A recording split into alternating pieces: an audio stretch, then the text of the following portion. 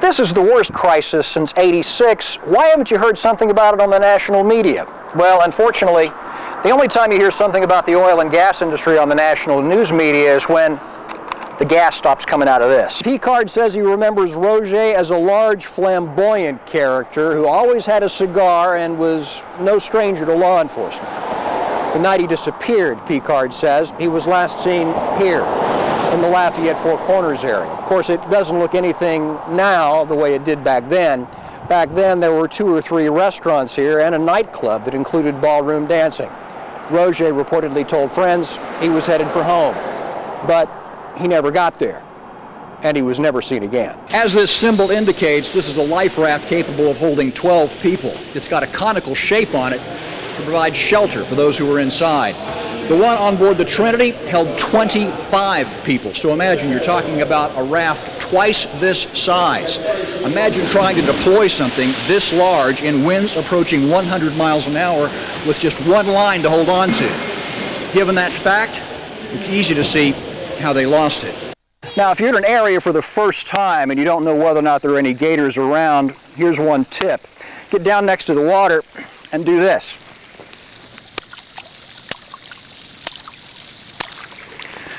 That stimulates the gator's hunting instinct. You see, that sounds like an animal that's either struggling in the water or trying to get across the water. And if there's one out there, their eyes will pop up and you'll generally be able to see them. Now, another important tip, that is, if you're in an area and you see a lot of smaller gators, the chances are good there is not a bigger one, more dangerous one around. You see, the smaller alligators will tolerate each other's presence. They hang out together. But as they become larger and more dominant and more dangerous, they go ahead and find themselves their own territory and mark it off. So if you're in an area where you don't see any alligators, the chances are good there's probably a big one around. According to state law, anyone who kills or attempts to kill more than one person can be charged with first-degree murder. And in Louisiana, a first-degree murder conviction can carry the death penalty. In the case of Kenneth Britton, the 36-year-old New Iberia man was initially charged with a lesser offense of second-degree murder. That for the June 28th attack on 2 young men who were filling up their motorcycles at this Broussard gas station. 22-year-old Jack Louvier was killed instantly. Now, a month later, 23-year-old Jonathan Wainwright is still clinging to life, but remains unable to tell police what prompted the attack. Chief Brennan Deku says it was Wainwright's family that initially asked why Britton wasn't facing more serious charges. We, in turn, got with the district attorney's office, asked them their opinion about being able to upgrade to a first degree. As for evidence, Chief Deku admits Wainwright may never be able to testify about what happened that night in the parking lot, but Jack Louvier will. Thanks to this modern invention, Jack Louvier will be able to testify at his own trial, the trial about the man who murdered him. You see, when the case does go to trial, they'll be able to hear Jack Louvier's voice on a 911 recording. Moments before he was run over and killed, he called 911 and provided them with a description of the man who was about to murder him. Not only a physical description of Britton, according to Chief Deku, but a description of Britton's truck, right down to the license plate number. Deku says the call ends suddenly when Louvier's voice is cut short by the sound of the truck striking him. Police would later find his shattered cell phone in the parking lot. This writing tells the story. This was an unidentified male whose body was unearthed by Hurricane Rita. He was subsequently reburied as an unknown. They were never able to identify him. And now, ironically enough, this last hurricane brought him up again. He was found some 20 miles from the cemetery where he was laid to rest, just over there in that marsh line. Now, fortunately, as you saw, it was a relatively easy task to recover his body. All we had to do was use an ATV and drive about 200 yards back down here to the boats. But just a few days ago, they recovered a casket from right down here. It was partially embedded in the mud. It took 10 men working constantly for nearly 3 hours to finally free it from the mud and recover it. July 27, 2011, Eric Abshire is accused of murdering Lemuel Brown and Lana Carter.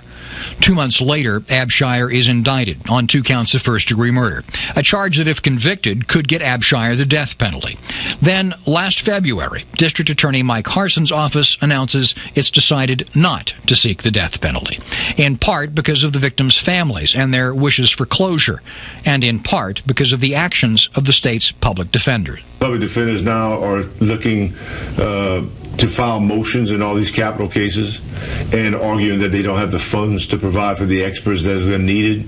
They've even filed motion to stop any trials of any capital cases over here because of the grounds that they claim the Indigent Defender Board cannot provide them with the funds to properly do their job.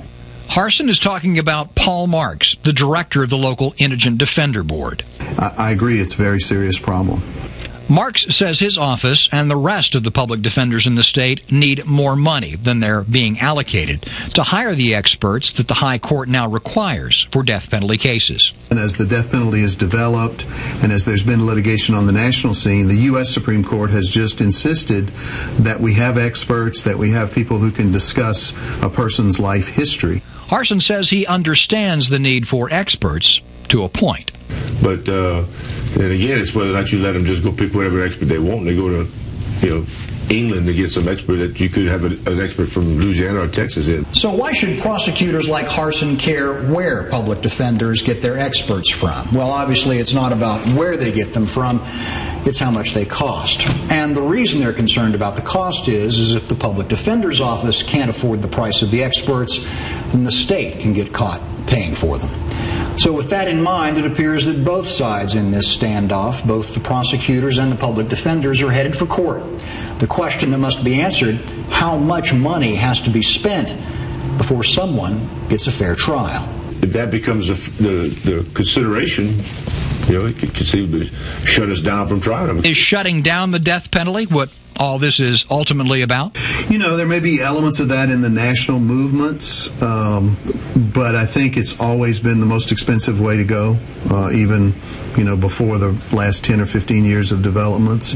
But now with the Supreme Court ruling it out in terms of juveniles and mental retardation, those things establish for us a bigger obligation to get into the client's life and be sure that, number one, he's a person who can be subject to it, and number two, what other diseases or mental defects or problems the jury has to hear. We've all seen the demonstrations, full-grown men being rendered powerless by a massive but perfectly safe jolt of electricity from a taser. People have died after being shocked with a taser. But up until now, the manufacturers of these devices have been able to boast that there has never been a single documented case of a medical examiner anywhere in this country attributing the death of one of those individuals to being shocked with a taser. Until now.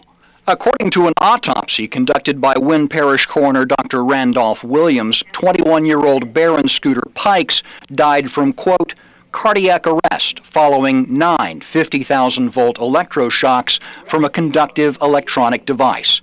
In layman's terms, according to the death certificate, a taser. But that's nonsense, according to George Higgins. That's the attorney representing 21-year-old Scott Nugent, the former police officer who has pleaded not guilty to charges of manslaughter in Pike's death. Higgins reportedly told the Associated Press the coroner's findings are not supported by science. Higgins makes a valid point. According to a study released by the National Institute of Justice, there is no compelling medical evidence that proves tasers are responsible for killing people. But let's take a look at who the National Institute of Justice is. It's an arm of the Justice Department. So some people might say it's cops telling other cops that the equipment they're using is safe to use. On the other end of the spectrum is Amnesty International, who claims that since 2001, they've been able to identify 332 Americans who died after being tased. And in 40 of those cases, they say the coroner's report indicates that a taser was a contributing factor in their death. In the case of Baron Scooter Pikes, it will be up to a jury to decide what the truth is. And law enforcement agencies all across the country currently using the taser will be awaiting the outcome.